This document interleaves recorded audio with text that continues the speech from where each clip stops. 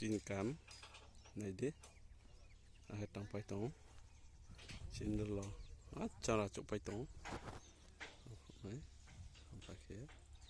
ở bao tông hôm nay đó bao chín được lo số nó chụp cam tăng lại mà có bao nhiêu hả giang hồ tông bao rồi chín được lo tông tóc cái tông không bay tông này là cái chín được nó chúng có bao nhiêu bao rồi nó ha cam bao rồi fitting kia vâng ok chini mystery bao tông tông hôm nay mono đó là nó đầu xuống nó mà giảm mà cam khinh bao rồi nó ha cam thế là đã cam kỹ rồi lên bao rồi cam khéo rồi xuống hay bao rồi chụp phải tông cam khéo mystery các bạnถ้า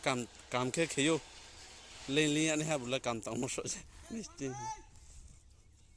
บนน้องคำจารย์นี่จี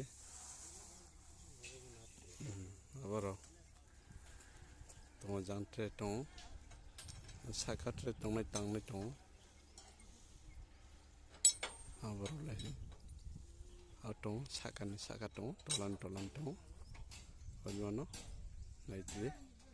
ชาริยเตวิฮับตรงในอ่างเนาะชุดเตียงGood morning, Dalro.